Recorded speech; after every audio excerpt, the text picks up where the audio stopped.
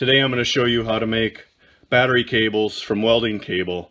This is number 2 welding cable, and that's the lightest that you should use if you're going to use this for starter wiring. There's a variety of ends that you can put on.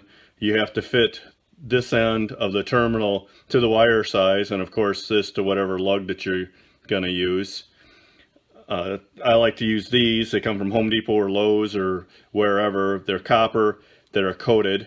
You can also get them uncoated. I don't like to use those. I'd prefer to use this type of, they don't corrode quite as bad. I like to use military style connectors, and these are the type of end terminations you need for a military style connector. To use these military style battery terminals, you need to be able to solder these heavy gauge lugs onto welding cable. So I just showed you the military style connector that I use on my battery. This style connector that you can get from the auto parts store, you can repair an existing battery cable with. I don't like using that with welding cable because the way it clamps onto the cable, it can damage the strands. Some things you need to do this: of course the welding cable, a knife. This soldering job requires a higher heat load than what a soldering iron or soldering gun can handle. So you need a propane torch.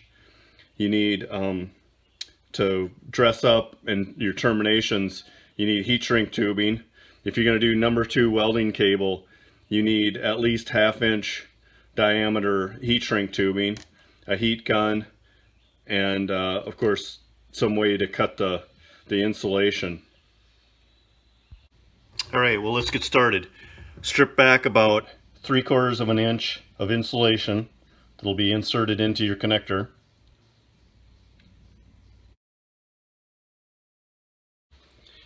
Try not to fray the end of the cable and insert it into your connector.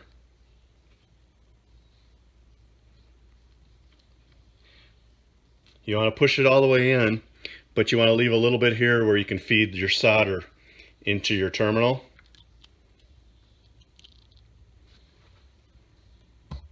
So it helps to have some way to hold your connector. So I put it into my vise. The problem with a vise is it acts as a heat shrink, so it sucks some of the heat away from your connection. So you want to choke it up in the vise. It just needs to hold it so it doesn't come loose. Push it down into the connector.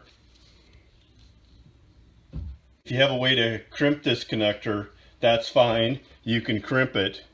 That'll give it a mechanical holding ability. This one inserts easy, so there's quite a bit of slop in this one. Some of the other connectors that I've used, they fit in tight, so crimping isn't really required. Prepare your solder by pulling out a length of solder, because you're going to be feeding it into your joint fast. So pull back a good foot of solder. I like to use gloves for this operation.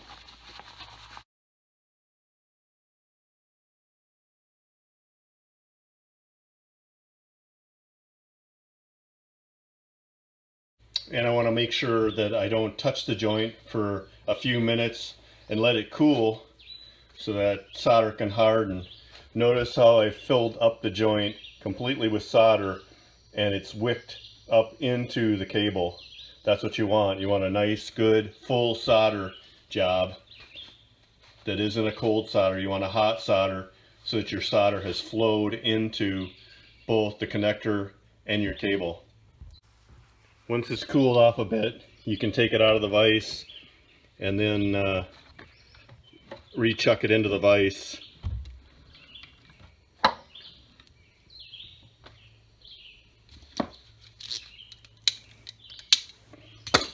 And then you can clean it up.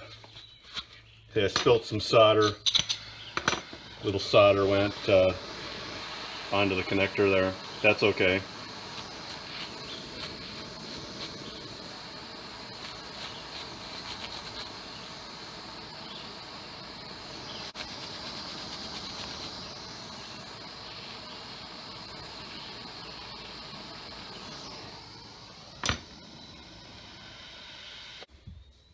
I like to use a little RTV on my joints. The hard setting forma gasket acts as an adhesive.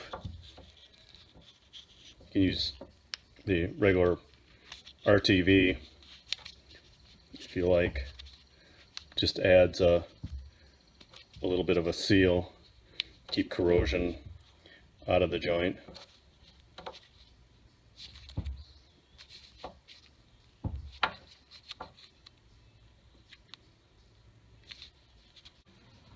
Now I like to slide the paint shrink tubing on a little further if it's a ground joint, but if it's a positive joint, then I leave it a little bit further onto the terminal.